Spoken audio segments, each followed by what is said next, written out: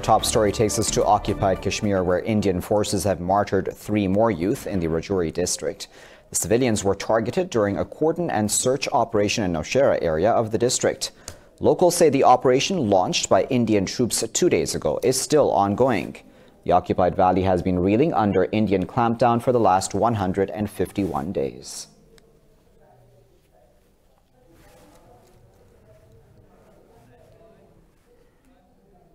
Abu Dhabi's Crown Prince Mohammed bin Zayed Al Nahyan will arrive in Pakistan today.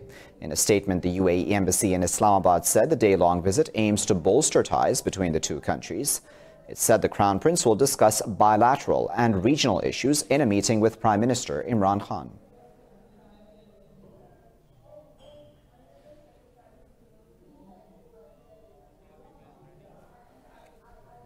We're now joined by our correspondent, Isa Naqvi, who's joining us now from the Pakistani capital. Isa, tell us, what is the significance and objectives of the Crown Prince's visit?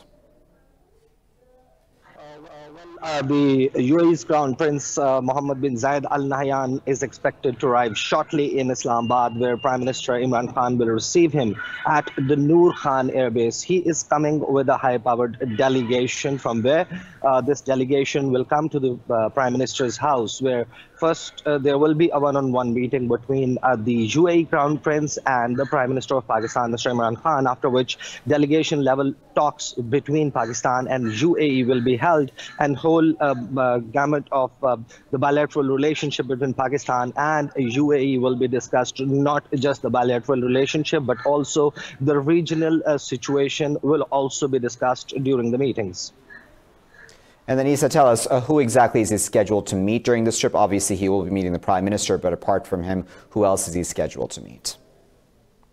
For this visit today, the only meeting that has been scheduled is with the Prime Minister of Pakistan, but during the delegation level talks between Pakistan and the United Arab Emirates, the relevant and concerned ministers will also join Pakistani delegation, which will be headed by Prime Minister Imran Khan. Very well, Isa, we'll leave it there at that. No doubt we'll be coming back to you, of course, throughout the day as this trip unfolds of the UAE Prince to Pakistan. Let's move on now to the U.S. envoy to Afghanistan, John Bass, who has said the winner of the Afghan polls will not have a commanding mandate with a close win. The envoy said Ashraf Ghani must approach the win with humility and govern inclusively. In an interview, Bass said getting fewer than 1 million votes with 9 million registered voters can be problematic. Speaking about the peace talks, Bass said U.S. is not insisting on a nationwide ceasefire with the Taliban before any deal in Doha. He said a ceasefire is more important to the people of Afghanistan, who are dying in the conflict. On to Iraq now, where protesters have withdrawn from the U.S. embassy in Baghdad 2 days after thousands stormed the compound. Iraq's military said the demonstrators' tents have been removed from the diplomatic green zone.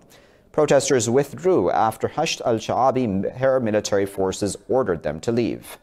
Hasht claimed the security forces inside the embassy fired tear gas, wounding 20 demonstrators. The protests began in response to U.S. airstrikes in Iraq and Syria on Hezbollah targets, killing at least 25 people. U.S. Secretary of State Mike Pompeo has postponed his Ukraine visit to monitor the security of Americans in the Middle East. Well, Israel's Prime Minister Benjamin Netanyahu has said he would ask Parliament to give him immunity from prosecution in the graft cases. Netanyahu was indicted in November on charges of bribery, fraud, and breach of trust. Addressing a press conference, Netanyahu said he was falsely indicted while actual criminals are free.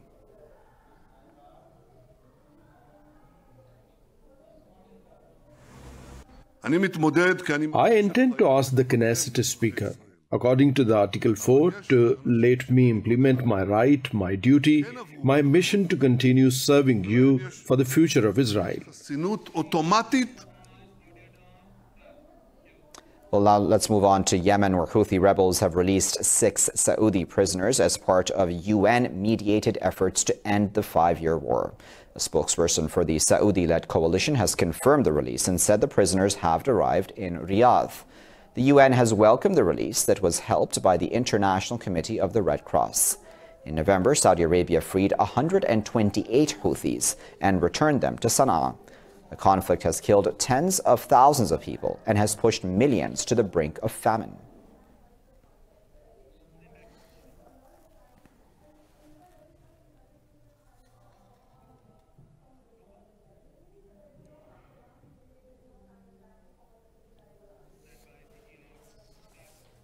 Sticking with Yemen, southern separatists have pulled out of committees implementing a pact to end a regional power struggle. The power-sharing pact, known as the Riyadh Agreement, was reached in Saudi Arabia in November after indirect talks. The power conflict in southern Yemen opened a new front in the country's multifaceted war. Under the deal, the separatists were to join a new national cabinet under control of the internationally recognized government. The Southern Transitional Council has said it had withdrawn in protest against violence in Shabwa province, blaming it on the Islah Party.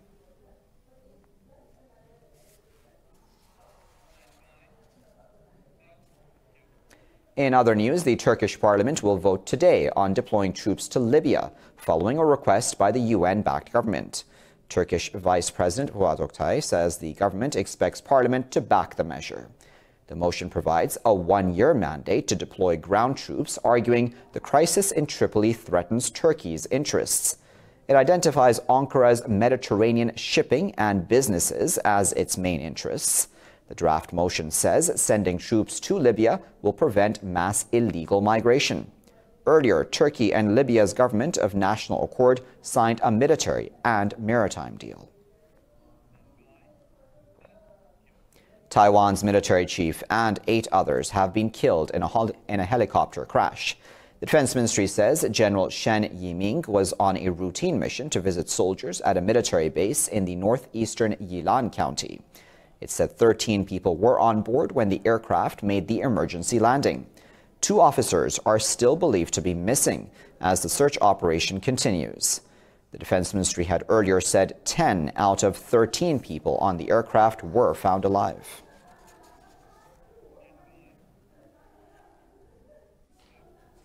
In news coming out of Hong Kong, 400 people have been arrested during protests on New Year's Day after a pro-democracy march of tens of thousands spiraled into chaos. The arrests take the total number of detainees to 7,000 since protests in the city escalated in June. In a briefing, Senior Superintendent Neg Lok Chun said the arrests were made for unlawful assembly. He said officers warned protesters not to throw hard objects, including bricks, paint bombs, and water bottles. So as of now, police have made around 400 arrests. Offenses include unlawful assembly and possession of offensive weapon. UN Secretary General Antonio Guterres has expressed concern over Pyongyang's intention to resume nuclear and missile tests. Earlier, North Korean leader Kim Jong-un had called for offensive measures to ensure the country's security. In a statement, spokesman Stefan Dujarric hoped the tests would not resume, in line with Security Council resolutions. He said non-proliferation remains a fundamental pillar of global nuclear security and must be preserved. Dujarric said diplomatic engagement is the only way to sustainable peace. Talks on denuclearizing the Korean peninsula have stalled after breaking down in Hanoi at the beginning of last year.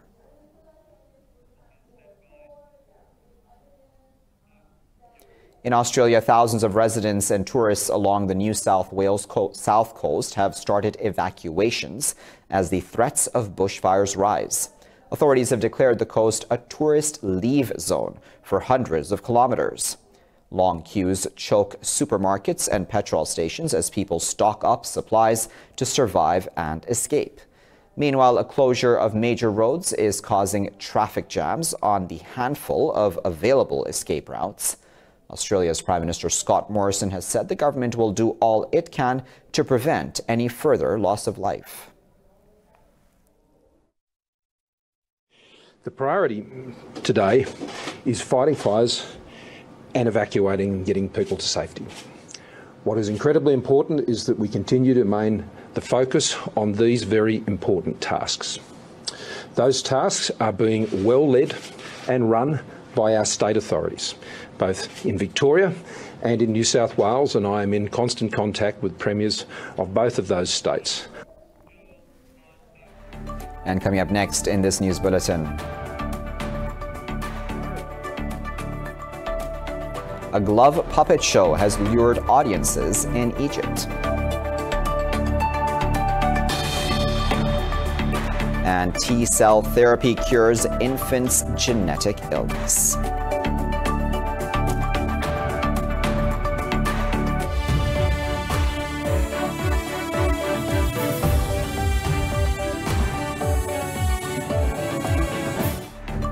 Let's begin this segment of the bulletin in northwest Germany, where a fire has ripped through the monkey house at Krefeld Zoo, killing 30 animals inside. Police said chimpanzees, orangutans, and a gorilla were among the animals who died. Preliminary findings suggest the fire had been caused by flying paper lanterns. 3 lanterns carrying handwritten New Year messages were found in the debris.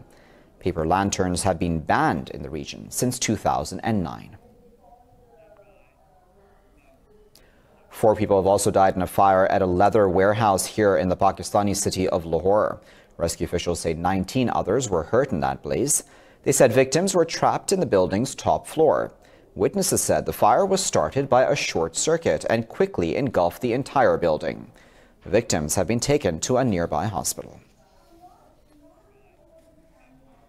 The death toll from floods has risen to 21 after torrential rains caused landslides in the Indonesian capital, Jakarta.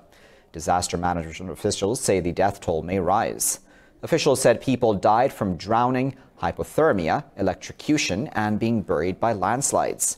They said 30,000 people have been forced from their homes by rising rivers, flooding at least 90 neighborhoods.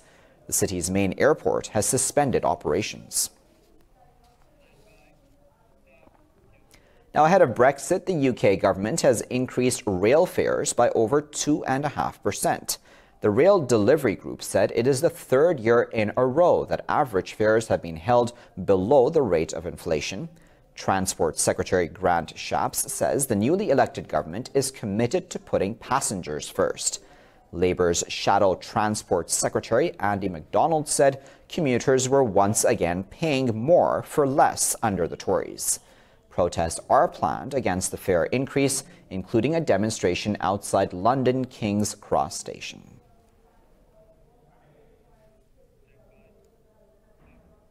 A staggering 8 million tons of plastic end up in the world's oceans every year. Much of it finds its way into the ocean from canals and rivers. Now, a local company in Amsterdam is working to remove plastic trash hidden under the city's waterways. Plastic waste, whether in a river, ocean, or on land, can persist in the environment for centuries. According to a German environmental research company, rivers are carrying up to 4 million metric tons of plastic into the sea each year. In Amsterdam, bubble barrier technology is being used to remove the plastic from its canals. The Great Bubble Barrier is an idea that also can catch plastics which it's under the water surface, and also the smaller pieces which the boats don't get. The company claims the bubbles don't interfere with passing boats and don't pose any danger to fish or birds. A bubble barrier is basically a tube that we place on the bottom of a river or canal. It has holes in it and we press air through it, and that creates a bubble curtain like you see behind me. The air brings plastics that are floating in the water to the surface, and because we place it in an angle, it redirects the natural flow of the river and the plastics that are in there to the side where we collect it and where it can be removed. The United Nations says people need to improve the management of plastic waste. Less plastic is flowing out to the North Sea, and otherwise we also want to give insight into the total plastic problem, because the best is of course that no plastic falls into water in the first place. The company launched the bubble barrier project last month after a small-scale test. If the project is successful, they have planned to deploy it in other parts of the country as well. It's been a year since the people of Sudan began protesting for the removal of former dictator Omar al-Bashir. The ex-president was recently found guilty on corruption charges and sentenced to 2 years in detention. Sudan is now looking for a new start, but its economy is still in recession because of U.S. sanctions. More on that now in this report. Sara Al-Fateh runs a cooking oil factory in Khartoum. She spends most of her day at a factory and has a crew of dedicated workers. But she's struggling to keep the business running because she cannot order replacement parts for her machines. Al-Fateh blames American sanctions for the problem. We can't make further investments on spare parts because we cannot open a bank account without a letter of credit because of the American sanctions. Washington imposed a trade embargo on Sudan in 1997 over the state's alleged links to Al-Qaeda. The curbs affected Khartoum's access to international banking networks, as well as trade in technology and spare parts. The sanctions were eventually lifted in 2017, but the country is still on Washington's state sponsors of terrorism blacklist. Absolutely no transfers are made from a bank inside Sudan to a country outside Sudan in a convertible currency, whether in dollars, sterling, euros, dirhams, or the Saudi riyal. Nothing. There is never any transfer done through the banking system. In today's post-Bashir Sudan, inflation is hitting 60% and the country's foreign reserves are empty. The country's civilian-appointed Prime Minister, Abdullah Hamdok, visited Washington, D.C. in December and asked for Sudan to be removed from the blacklist. But this won't happen until the U.S. is assured Bashir's regime is dismantled. As such, post-Bashir Sudan is off to a rough start. In Egypt, even in the era of on-screen entertainment, a simple glove puppet show is pulling in the audiences. Puppeteers provoke peals of laughter from spectators, mainly children, by performing stories with a thought-provoking moral. More now about the cultural puppet shows in this report. Outspoken, stubborn, and mocking, the puppet Aragos has long been seen as a reflection of popular Egyptian society. The squeaky-voiced glove puppet with a red conical hat and a thin mustache was listed as part of the planet's intangible cultural heritage by UNESCO in 2018. Veteran puppeteer Sabri Matale performs from behind a portable booth, moving 2 puppets, one on each hand. The tales date back to Ottoman times, showing how wit and skill defeated the thuggish and the corrupt.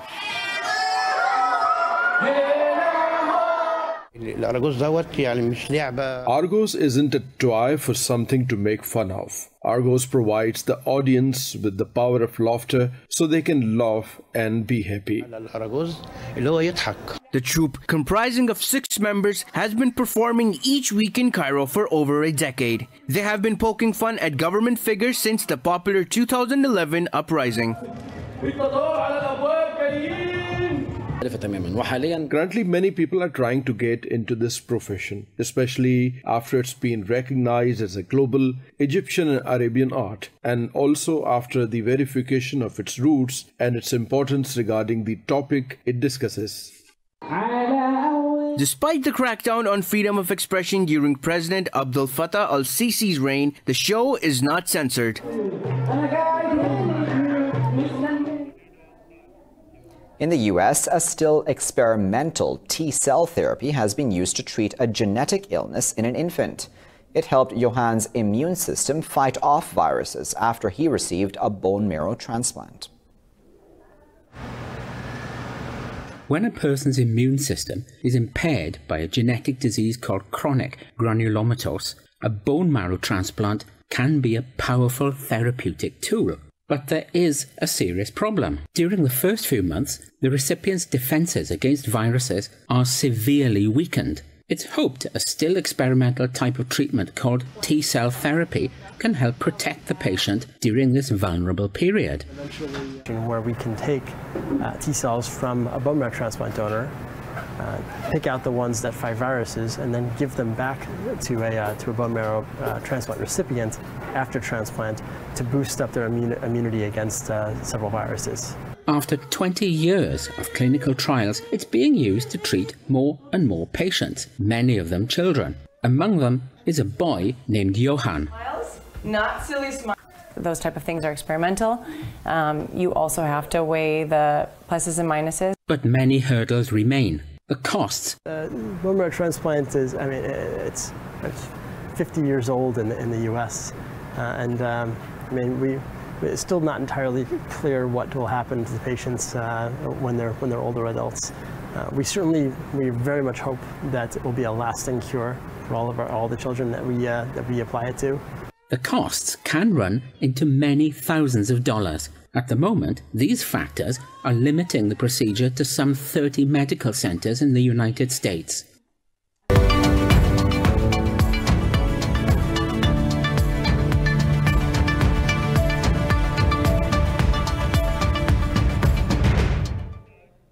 Stock markets in Asia are trading mixed amid speculation over the expected U.S.-China trade deal. Investor sentiments are weak as the New York rally lacks momentum. The Shanghai Composite is trading over 1% higher after private surveys showed manufacturing activity rose in December. But Seoul's Kospi Index has lost nearly 1% as shares of Hyundai Motors has dropped. Hong Kong's Hang Seng gained nearly 1% as shares of life insurer AIA surged over 2.5%. Japan's Nikkei 225 is trading 0.75% lower.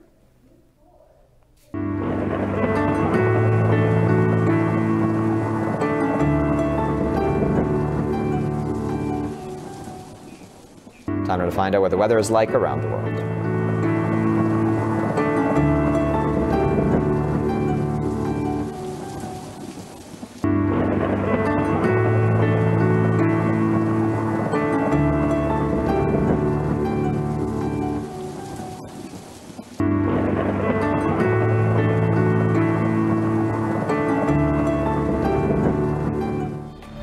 And with that, you're all caught up. Thank you for watching this bulletin here on Indus News.